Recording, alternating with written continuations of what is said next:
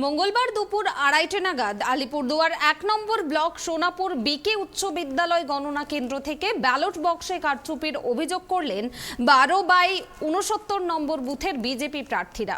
জানা গেছে, গত 8 জুলাই নির্বাচনের দিন ভোট শেষে ওই বুথের প্রিসাইডিং অফিসার বিজেপি প্রার্থীদের হাতে মোট 537 ভোট হয় বলে 18 নম্বর ফর্মে সার্টিফাই করে। এদিন গণনাতে লক্ষ্য করা যায় ব্যালট বক্স থেকে মোট 637টা ব্যালট পাওয়া গেছে। সেই ঘটনায় তৃণমূল কারচুপি করে ওই ব্যালট বক্সে 156টা ভোট দিয়েছে বলে অভিযোগ বিজেপির। ওই বুথে পুনরায় নির্বাচনের দাবি করেছেন তারা। এমনকি প্রয়োজনে রাজ্যের উচ্চ আদালতে যাবেন বলেও জানিয়েছেন বিজেপি প্রার্থীরা।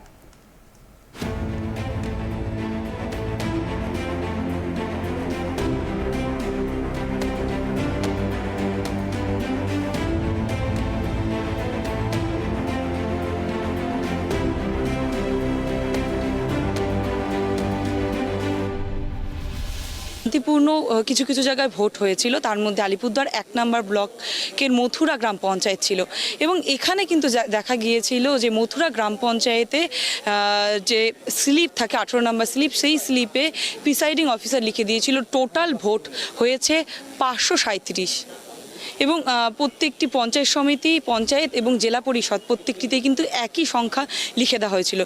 আজ গণনা এবং গণনার দিন নজরে আসলো সেখানে 537-এর জায়গায় 637 এবং বিজেপির তরফ থেকে অভিযোগ করা হচ্ছে 100 ভোট ছাপ্পা করা হয়েছে। আমার সাথে রয়েছে সেই গ্রাম পঞ্চায়েতের বিজেপির প্রতিনিধি, তার থেকে শুনে নেব কি হয়েছিল। আচ্ছা, সেদিন কি হয়েছিল? সেদিন ভোট হয়েছিল, কত ভোট হয়েছিল? টোটাল 537টা ভোট হয়েছিল। তারপরে ওই যে এখানে গণতি করতেছে তখন হয়েছিল 637টা। এখন কি চাচ্ছেন? এখন আমি চাইতেছি কি রিভোট, রিকাউন্টিং এর। হ্যাঁ হ্যাঁ রিভোট। আচ্ছা, এই বিষয়গুলি কি আপনারা অভিযোগ জানিয়েছেন? এখন জানা হয় না, এখন জানাবো।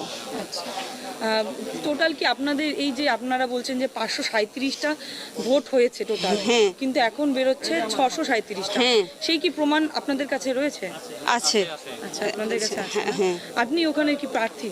হ্যাঁ, প্রার্থী, বিজেপি প্রার্থী। হ্যাঁ। আপনার নাম? সুজিতা ওরাও। Part number? পার্ট নাম্বার 1269, গ্রাম পঞ্চায়েত মথুরা।